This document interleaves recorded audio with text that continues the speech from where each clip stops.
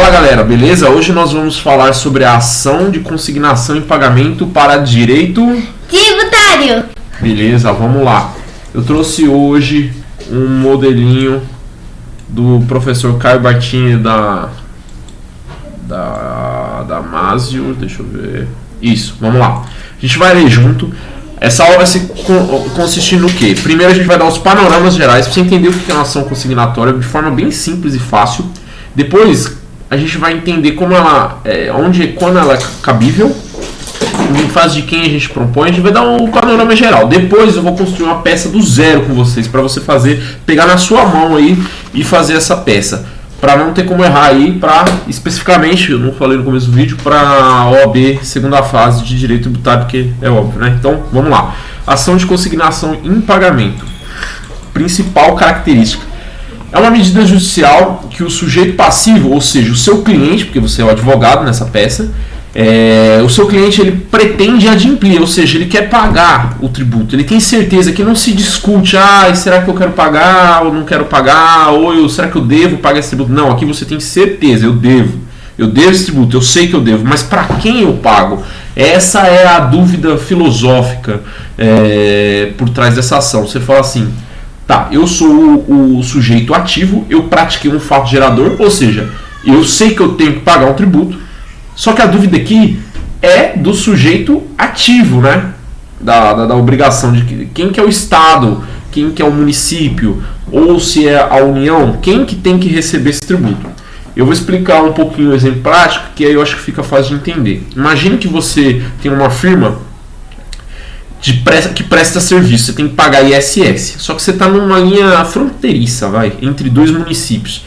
E aí você presta serviço, e aí o município de São Caetano te cobra esse ISS. Eu falo, beleza, vou pagar, né? Me cobrou. Só que aí vem o município de Santo André e fala, não, você tem que pagar, é pra mim também. Pra mim também não, é pra mim que você tem que pagar. E você fica nessa dúvida tremenda. Os dois, você foi autuado, os dois tá correndo o prazo pra você pagar, e aí? Se você pagar pra Santo André, você vai estar em mora com São Caetano. Se você pagar para São Caetano, você vai estar em mora com Santo André. Vai ser cobrado juros, multa, correção monetária. Então o que você faz? Você entra com uma ação consignatória de pagamento. Então você sabe que você tem que pagar. E aí você vai depositar essa grana em juízo e falar, ô juiz, chama esses dois municípios que estão tretando entre si e me defina quem que tem que receber esse valor. Eu não quero saber, eu sei que eu tenho que pagar, eu tenho obrigação. Toma aí o dinheiro em juízo e aí você define aí quem que tem esse direito a receber esse crédito tributário, beleza? Então esse é o panorama geral. Vamos lá para os detalhes dela, né? Aí ela vem prevista onde? Ela vem regulada no artigo 164 do CTN, porque aqui é a consignação em pagamento tributária. Só que também tem a previsão de consignação em pagamento no mundo civil, né, no Código de Processo Civil, que se eu não me engano é o artigo 550 e pouco. A gente vai passar por ele. Mas então, a consignação tributária ela vem prevista no 164 e ela tem alguns elementos ensejadores, ou seja, você não pode entrar com essa ação a não ser que tenha preenchido algum desses elementos ensejadores, que são: tem que ter ocorrido isso no mundo real para você poder ter o direito de entrar com essa ação, que é a recusa de recebimento, ou, por exemplo, você quer pagar para o município e fala, não, a mulherzinha lá que fica jogando paciência no PC fala que não quer receber. E aí você vai incorrer em juros pelo não pagamento, multa pelo não pagamento, então você entra com ação consignatória, porque ele não quer receber. Ou ela fala, até recebo, mas ela condiciona ao pagamento de outro tributo, ou uma penalidade ou um cumprimento de uma obrigação acessória. Por exemplo, aqui onde eu moro, vem um boletão para você pagar o IPTU, e nesse boletão vem IPTU e taxa de lixo. São dois tributos diferentes, um é a taxa de lixo e o outro é o imposto do IPTU. Só que o código de barra é um só, você não consegue chegar no banco e falar assim, ô senhora, eu quero desmembrar aqui e eu quero pagar só a taxa de lixo, porque eu sou uma igreja, por exemplo, eu tenho imunidade de IPTU, eu não quero pagar IPTU, mas eu tenho que pagar a taxa de lixo. Só que o boleto está vinculado, eu só consigo pagar se for os dois tributos de uma vez. Então, tipo assim, tem uma subordinação entre pagamentos de tributo ilegal, porque eu não quero pagar o IPTU, eu quero pagar só a taxa de lixo. Então eu entro com a ação consignatória de pagamento, e em relação a taxa de lixo e uma anulatória em relação ao IPTU, né? Outro elemento ensejador, subordinação do recebimento ao cumprimento de exigência administrativa sem fundamento legal. Se ela falar que você vai lá, chega lá no balcão e fala, ó, quero pagar esse tributo que eu devo. Ela fala, aqui a gente só recebe de pessoas que dançam tango.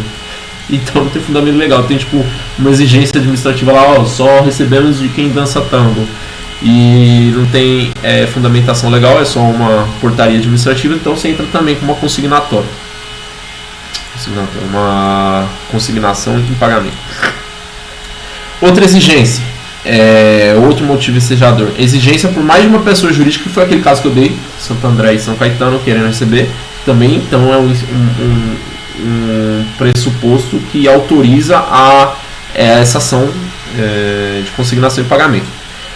Beleza, então é o artigo 164, grifa no seu artigo 164, grifa o que ele está escrito consignada judicialmente, você vai entender que é uma consignação de pagamento, grifa isso aqui, consignada, e faz remissão ao lápis, aqui em cima, você põe artigo 319, que é uma petição inicial, então você está meio que estruturando a peça sem estruturar. E também faz a remissão ao artigo que eu vou citar do CPC, que eu acho que é o 534, mas a gente vai chegar lá e aí você anota lá. Beleza? Então a consignação só pode ser versada sobre o crédito que o consignante se propõe a pagar, ou seja, você entende que deve. Julgado procedente a consignação, o pagamento se rupto efetuado, a importância consignada é convertida em renda. Isso aqui é um termo difícil e idiota para falar que vai pegar o valor depositado judicialmente e transferir para a fazenda. Chama conversão em renda. Você vai ter que colocar isso no pedido. Grifa também. Se o crédito exige juros, isso aqui não serve para nada. Beleza. A finalidade principal aqui, como eu falei, o sujeito passivo da relação jurídica tributária não é de realizar discussão jurídica, ou seja, a gente sabe que deve, sobre o cumprimento. O sujeito passivo se propõe a pagar, mas ele não sabe para quem. Ele não tem a clareza jurídica, certeza jurídica de quem é o devedor, o credor legal desse tributo. Beleza? E aí quem vai decidir isso é o juiz. Tá. Você deposita só o que você entende a pagar. Por exemplo, se estão te cobrando um tributo de 500 mil reais, mas você sabe que você só deve 300 mil, então você deposita um montante que é incontroverso e sobre aqueles 300 mil não vai correr juros e multa e você discute o resto. Se for jogado improcedente, você se lascou porque vai ser os 500 mil reais. Aí você tem que fazer o depósito do faltante. Se for julgado procedente, você só tinha que pagar mesmo uns 300 mil reais, então não vai correr juros e multas sobre esses 300 mil, porque você garantiu. Você pagou judicialmente, depositou judicialmente. Por meio de depósito judicial realizado em dinheiro. Inclusive, é um dos pedidos dela eu vou falar lá os pedidos para não confundir você, mas isso aqui é um dos pedidos também, que aceite o depósito judicial realizado em dinheiro. Eu falei 534, eu errei, é 539. Você vai ter que fazer menção lá a lápis no 164, faz menção a lápis ao 539 e no 539 faz remissão também ao 164, porque se na prova te der um branco, você chegar no 539 e falar, puta, qual que é o artigo do CPC que fala aí, do CTN que fala sobre consignação de pagamento, você faz o caminho reverso, né, engenharia reversa. Mas é a mesma fita, é aqui só que é consignação em pagamento, só que do Instituto Civil, lá é o Instituto específico tributário, mas você vai usar os dois na sua peça quando você for colocar. Eu vou fazer a estrutura da peça, estou dando só os panoramas gerais, né? Hipótese de cabimento, eu já falei que são aqueles motivos ensejadores, então vamos passar. A dívida que deve ser capaz de levar ao cabimento da ação consignatória é denominada dúvida subjetiva, tá? Dúvida.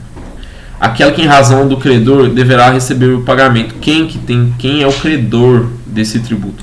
Se a lei já consegue determinar, fala, é o ISS de manutenção de carro prestado no município de São Caetano, é para São Caetano. Mas mesmo assim, eu acho que de Santo André também pode ter, né? Mas se a lei determina bem que é um ente, por exemplo, a União, fala que o tributo é para a União, aí não tem dúvida jurídica. Então aí não caberia mais uma anulatória em face do município que te cobrou. Porque você sabe que é da União. Mas não vamos complicar. Aqui é para ser simples. Então, o objetivo é liberar o valor da sua obrigação tributária com a quitação do seu débito no meio de depósito judicial. Beleza? Se propõe a pagar um valor inferior, exigido por físico, com efeito exigir um valor equivalente, acusar o recebimento de tributo um valor menor. Aqui é aquela parada que eu te falei que se você entende pagar menos, você deposita o valor que você entende a pagar, né? Mas você pode ser julgado improcedente. Beleza. A competência, que é importante. Que é bem importante. A competência. Se você está sendo cobrado por 2 municípios, você vai... Aqui, para a OAB, é bem mais fácil. Então eu vou falar só para a OAB. Se você for fazer um caso prático, entenda que tem um pouco de mais complexidade. Mas para a OAB, vai ter o município X e o município Y. Quando é 2 municípios litigando, é justiça estadual, porque é sempre estadual. Só tem 2 justiças, estadual e federal. Então 2 municípios brigando, justiça estadual. Um município brigando com um estado, eu recebo, é justiça estadual. Agora, sempre que envolver a União, já é federal. Não interessa com quem ela está brigando. É União com o município, federal. União com o estado, federal também. Envolveu a União, é federal, porque tem a vocação de competência constitucional no artigo 109 da Constituição, que se envolveu qualquer ente público federal, puxa a competência para a Justiça Federal. Então só vai ter esses 2 tipos de endereçamento. Ou Justiça Estadual, ou Justiça Federal. Envolveu a União, autarquia federal, qualquer um daqueles do 109, puxa a competência para federal. Aqui tem até uma tabelinha, ó. Tributo federal. O tributo também puxa competência, viu? Se o tributo for federal, Justiça Federal. Então você tem que ficar ligeiro com isso aqui. Isso aqui é meio sensível. Então, assim, vamos recapitular. Primeiro, olha o tributo. Tributo é nenhum federal? Beleza. Envolve algum ente daquele do rol 109? A União, não. Então, beleza, você exclui a União. Faz por exclusão que for mais fácil. Aí fala, tá bom, então o tributo é municipal. E tem 2 municípios brigando. Então, justiça estadual. O tributo é estadual. Tem 2 estados brigando entre eles. Justiça estadual. Então, beleza, se a gente só tem essas 2 variáveis, que é ou endereçamento para a Justiça Federal ou endereçamento para a Justiça Estadual, como vai ficar? Se for federal, é excelentíssimo senhor doutor juiz federal da vara civil, ou vara federal também, mas você já botou federal, da seção judiciária, se for do estado, de São Paulo, ou se for falar os municípios, da subseção judiciária de Santo André, do TRF, de São Paulo, -SP. Agora, se for estadual, é excelentíssimo senhor doutor juiz de direito da, se for estado, vara da fazenda pública do estado de, ou se for município, da comarca de Santo André. Entendeu? -SP, eu vou falar mais legal lá embaixo sobre isso. Ó, como que eu falei, caso algum dos entes públicos seja união, a competência é avocada.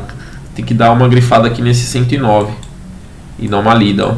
União brigando com o Estado, Justiça Federal. Porque tem União, já era. União brigando com o município, Justiça Federal. Então só tem 2 endereçamentos, você faz esse crivo aí. Estado com Estado, estudo estadual. Estado, município, Justiça Estadual. Município e município, Justiça Estadual. Beleza? Qual que é a fundamentação? A fundamentação dela que você vai usar é... Ah, fundamentação, isso aqui é legal. Você também fundamenta, ó, 319 que é uma petição inicial, 164 que eu falei, o 530.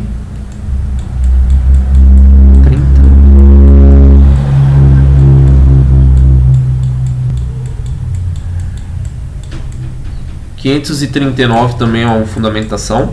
E o artigo 151 do CTN. Por que 151? Porque quando você deposita o montante integral em dinheiro, suspende a exigibilidade do crédito. Para que você vai suspender? Vamos raciocinar.